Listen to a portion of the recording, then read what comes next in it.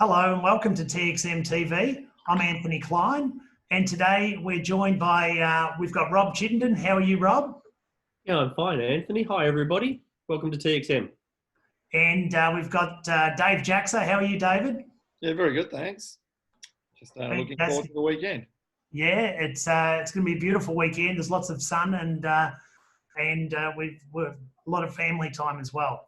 So today we're finishing off our week series on Sensei stories, and we're also focusing on starting up and getting back into the new normal. So the Sensei stories is a couple of small Sensei stories, and it's about the sayings that people quote back to you that at the time you say you didn't think much of. And one of those sayings was, I had a client quote back to me. He said, Anthony suggested a really good saying, and I've been applying it ever since, and it's really helpful. And it's simply, the best way to finish is to start. And it's about the behaviour of perfection and about the behaviour of procrastination. And he says, well, if you want to finish something, you don't know how it's going to end up, but the best way to finish is to start. And from a lean perspective, it takes into account the thinking that is lean kata. And when you think about what is lean kata, it's taking a step towards a goal. But when you take that first step, you may not know what the second step is.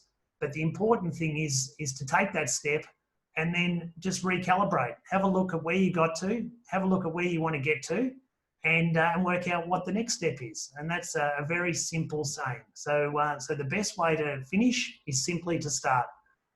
And then as a lean sensei, we get a lot of, we're doing a lot of facilitation leadership.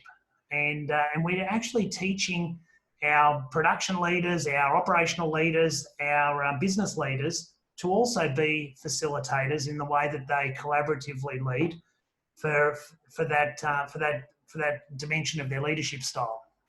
And so we say to them, make sure you have two whiteboard markers on you all the time. And they say, why two?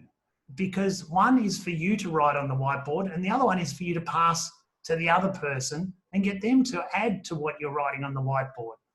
And so that's a very important thing. Don't assume that there's always going to be a whiteboard marker at every whiteboard, because you always spend time looking for some.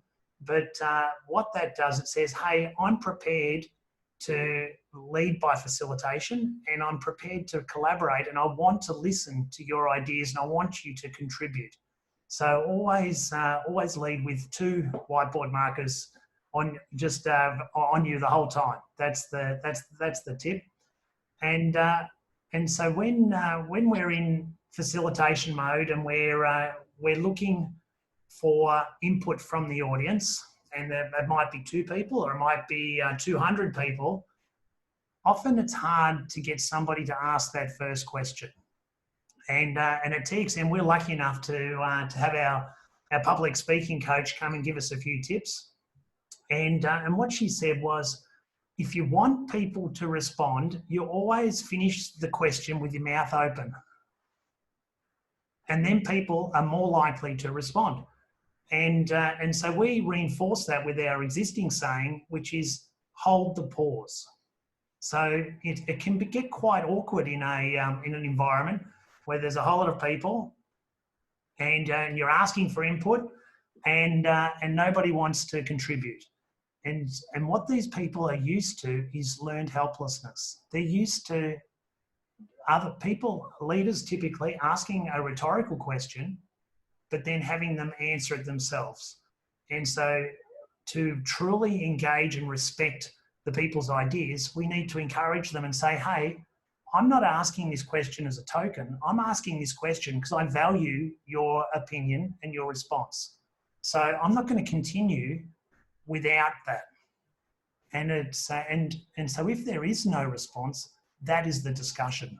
Just step into a meta role, commentate on what's happening here and now, and ask why is that, and then you get a discussion about why no one wants to answer. And so that's they're my tips, guys. I don't know how that relates to exactly what you do when you're with clients, but Rob, we're going into a phase now where we're going to be using this stuff and starting back up. What tips do you have for us? Yeah, well, there were some very good points there, Anthony, of just how to facilitate and doing something. The Carter mentality with Lean is a very, very important step for you to learn that we've got to find our way rather than tell me the way, because that's the more fit for your organisations when you find a way. So, I really appreciate those being mentioned, Anthony. But making good use of this time is something we can probably start reflecting into next week. We've all been living day to day or even hour by hour. But I think in Australia, we've been doing very, very well. And we're starting to hear that in the press. We're starting to see some very positive ads on TV with people starting to advertise through the channels that it's safe to come back to shops. And in that, we're going to see manufacturers come back to work and hopefully very soon. And I've been getting some inquiries from past clients about how should we start being prepared to bring people back on. And that's what I'd like people to start thinking about next week is how do we bring people back into our workplaces if they've been off remotely? How do we restart our daily visuals that may have been not being updated because there's been no one at work?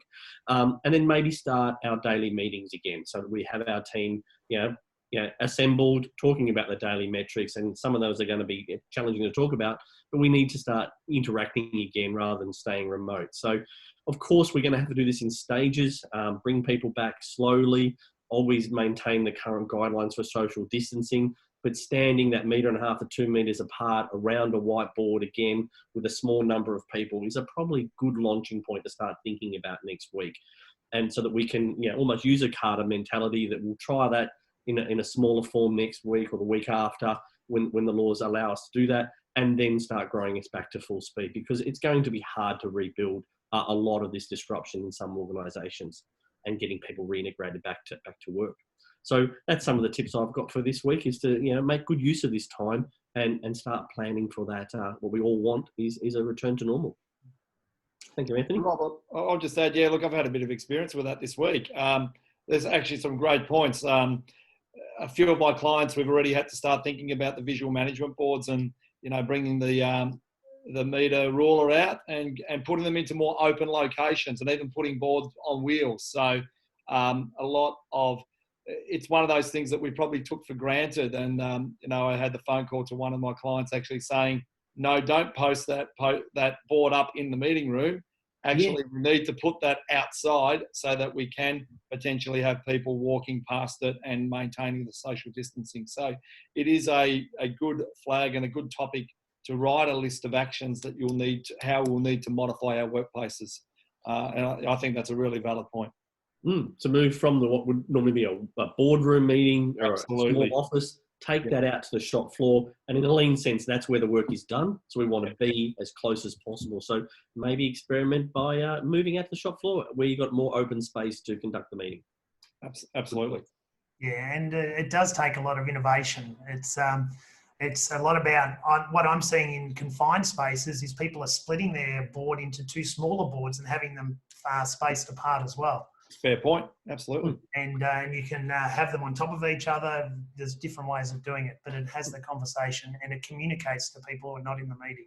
Yes, or marking That's exactly right. Yeah, marking the standing locations on the floor. Put the electrical tape on the floor. Here's where we stand, so that we've got a way of dealing that we're all got quite used to.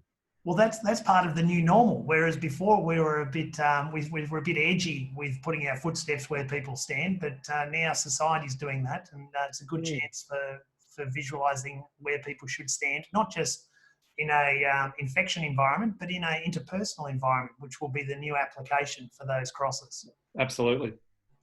So thank you for participating and joining us today and all of this week. On Monday, our special guest is Rob Chittenden again. Thank you, Rob, for joining us on Monday, and also Luciano Peloche. And remember to comment on our LinkedIn page and email us at txmtv@txm.com.